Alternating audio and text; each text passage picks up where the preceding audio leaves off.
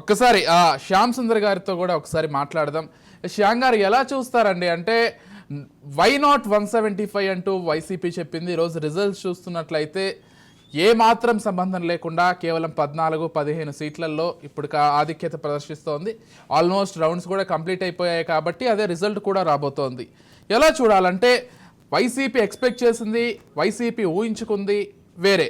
పూర్తిగా 175 నియోజకవర్గాల్ని కైవసం చేసుకోవాలి, లేకపోతే 165కు పైగా ఖచ్చితంగా వస్తాయని అంతర్గతంగా కూడా చర్చించుకున్నారు. ఈరోజు ఫలితాల్ని చూసినట్లయితే పూర్తిగా రివర్స్లో ఫలితాలు వచ్చాయి. కూటమికేమో 160కు పైగా వచ్చాయి, వైసీపీ ఏమో 14 సీట్లకు పరిమితం కావాల్సినటువంటి ఒక పరిస్థితి ఏర్పడింది. ఎందుకు ఇంతటి తేడాతోటి ఇటువంటి ఒక ఫలితాలు, ఇంతటి భారీ మెజార్టీతోటి కూటమి గెలవడానికి, వైసీపీ ఇంతటి ఘోర ఓటమిని చెవి చూడడానికి కారణాలు ఏంటి? అంటే ఇక్కడ కొన్ని విషయాలు ఆలోచించాల్సిన అవసరం ఉందండి. ఏంటంటే వైసీపీ కొంత ఓవర్ కాన్ఫిడెన్స్ లో పోయింది. నేను ఇంటింటికి డబ్బులు వంచాను కాబట్టి ప్రజలు మాకే ఓట్లు ఇస్తారు అని చెప్పేసి చాలా ఓవర్ కాన్ఫిడెన్స్ లో పోయినట్టు అనిపించింది ఒకటి. ఓకే. రెండోది ఏంటంటే ప్రజలు ఎక్స్పెక్ట్ చేసింది ఏంటంటే జనరల్ గా ఇప్పుడు ప్రజలు ఎడ్యుకేట్ అయ్యారు. ఓకే. ఇంటికొక యువకుడు దాదాపుగా అలాంటి వాళ్ళు ఏమనుకో కోరుకుంటారు అంటే కంటిన్యూస్ డెవలప్మెంట్ ఉంటే ఈ డబ్బులు ఇవ్వాల్సిన అవసరం లేదు కదా. అవును. పింఛన్ల రూపం కానీ ఇంకేదన్నా నిరుద్యోగ వృత్తి అని కానీ ఇంకేదన్నా వాలంటీర్లు పెట్టడం కానీ ఇవన్నీ అవసరం లేదు కదా.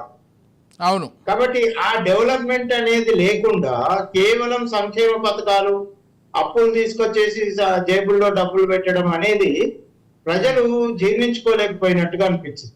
ఓకే. అట్లాగే ఇంకోటి ఏంటంటే రాజధాని విషయం కూడా వీళ్ళు చాలా అండర్ ఎస్టిమేట్ చేశారు. మేము 3 ప్రాంతాల్లో 3 రాజధానులు పెట్టేస్తున్నాం అని చెప్పేసి అనుకున్నారు. కానీ ఆ 3 ప్రాంతాల్లో 3 రాజధానులు అనేవి ప్రజలకు ఎంతవరకు ఆమోదయోగ్యం ఉంది అనేది కూడా, అంటే ఇప్పుడు విశాఖపట్నం పెడతామన్నారు, ఆ ఏరియాలో రిజల్ట్ రాలే.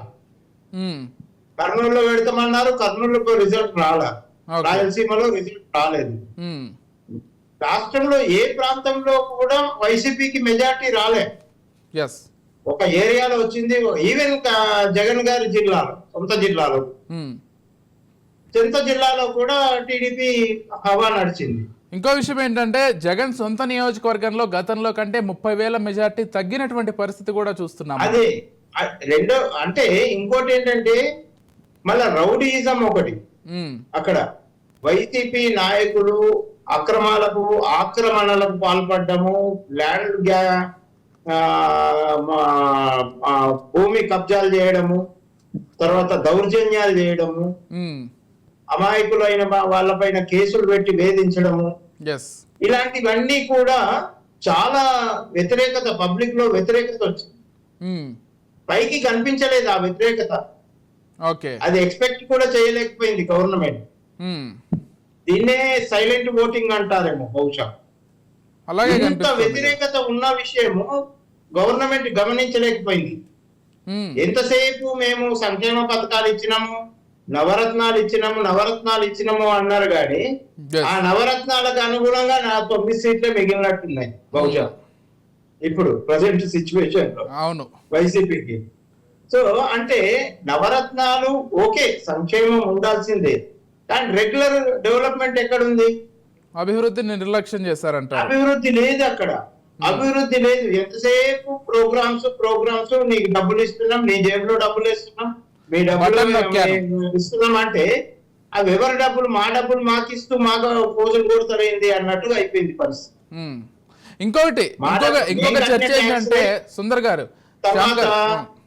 ఇంకొక చర్చ ఏంటంటే ఇచ్చేదేమో 10 రూపాయలు అయితే తీసుకునేది 20 రూపాయలుగా ఉంది పెంచిన ఛార్జీల వల్ల అంటూ కూడా అదొకటి కూడా విపరీతంగా వైరల్ అయింది అనుకోవాలి. రెండోది అంటే ఇప్పుడు ఎడ్యుకేషన్ సిస్టమ్ పెద్దగా డెవలప్ కాలేదు.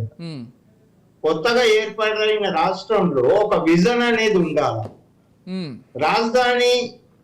రాజధాని సమస్య చాలా, అసలు ఇప్పటికీ ఒక రాజధాని లేకుండా పోయింది 5 ఏళ్ళు.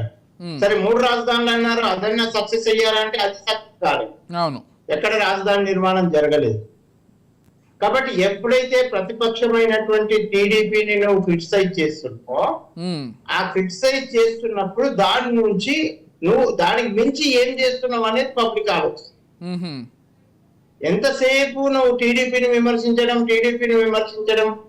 ఇది పనిగా పెట్టుకొని మేము ప్రజల్లో జేబుల్లో డబ్బులు వేస్తున్నాం, ఇన్ని లక్షల కోట్లు వేసేసినాం, ప్రజలంతా మాకే వేస్తారు, అంతగా మర్చిపోతారా అనే టైప్ లో వెళ్ళిపోయారు వాళ్ళు. ఎంతగా వెళ్ళిపోయారంటే మాకు కాకుండా వేరే వాళ్ళ కోట్లు వేస్తారా ఈ పరిస్థితుల్లో కూడా, మేము మీ ఇంటికి లబ్ధి చేకూరిందా లేదా, లబ్ధి చేకూరితే మాకు ఓటు వేయండి అంటే దాని అర్థం ఏంటి? లబ్ధి అనేది టెంపరీ లబ్ధి ఉండకూడదు. ఆ ఇంట్లో ఉద్యోగం వచ్చింది అనుకోండి ఒకటి, అది పర్మనెంట్ లబ్ధి అవుతుంది. ఆ ఇంటి ఆర్థిక వ్యవస్థ బాగుపడుతుంది. ఆ ఇంటికి నువ్వు పెన్షన్ ఇవ్వనక్కర్లేదు, అవును, నువ్వు పెన్షన్ ఇవ్వనక్కర్లేదు, ఉచిత విద్య ఇవ్వనక్కర్లేదు, ఇంకేమి ఇవ్వనక్కర్లేదు. ఇలాంటివి అంటే సంక్షేమంతో పాటు సమాంతరంగా రెగ్యులర్ అభివృద్ధి ఏదైతే ఉందో, పర్మనెంట్ అభివృద్ధి ఏదైతే ఉందో అది జరగాలి. నేను గత ఎన్నికలకు ముందు ఒకనొక సందర్భంలో నేను చెప్పాను, చంద్రబాబు నాయుడు గారు వ్యక్తిగతంగా ఎలాంటి వాళ్ళు ఏం కథ అనేది తర్వాత విషయం. కానీ నేనేం చెప్పానంటే, రాష్ట్రం కొత్తగా ఏర్పాటైంది, పొరపాటున గనక అప్పుడే చెప్పాను, నేను ఎన్నికలకు ముందు చెప్పాను, ఆంధ్రప్రదేశ్ ప్రజానీకం చాలా చదువుకున్న వాళ్ళు విఘ్నతతో ఆలోచిస్తారు అనుకుంటున్నా. ఒకవేళ గనక వాళ్ళు పొరపాటున గనక వైసీపీని గెలిపిస్తే రాష్ట్రం మాత్రం గందరగోళం అవుతుంది అని చెప్పారు. గత ఎన్నికలకు ముందు చెప్పాను. అవును, అక్షరాల అదే జరిగింది. కాబట్టి అంటే ఏమైందంటేనంటే, ఇంకోటి వాళ్ళ కుటుంబంలోనే పూర్తి వ్యతిరేకత సంతరించుకుంది. అవును, కన్న తల్లి కూడా జగన్ను వ్యతిరేకించడం, కన్న తల్లి కూడా జగన్ను వ్యతిరేకించడం, సొంత చెల్లెలు కూడా జగన్ను వ్యతిరేకించడం, వైఎస్ వివేకానంద రెడ్డి గారి హత్య విషయంలో మొత్తం అంత గందరగోళం సృష్టించడం, టీవీ ఛానల్ ఉంటే పత్రిక ఉంటే మిగతా టీవీ ఛానళ్లను పత్రికలను పోసేయచ్చు అనే పద్ధతిలో వ్యవహరించడం, మిగతా మీడియా పైన ప్రతిబంధకాలు పెట్టడం, ఇవన్నీ కూడా వైసీపీకి ఒక రకమైనటువంటి వ్యతిరేకతను తీసుకొచ్చాయి. కొన్ని మాకు వ్యతిరేకంగా ప్రసారం చేసేటువంటి టీవీ ఛానళ్ళు ఉండకూడదు, మాకు వ్యతిరేకంగా రాసేటువంటి పత్రికలు ఉండకూడదు అనే పద్ధతిలో వ్యవహరించడం ఏమైందంటే ఒక రకమైనటువంటి డిక్టేటర్షిప్ లాగా అయిపోయింది. అవును, అది పబ్లిక్ లో చాలా వ్యతిరేకత అనిపించింది వైసీపీ పట్ల.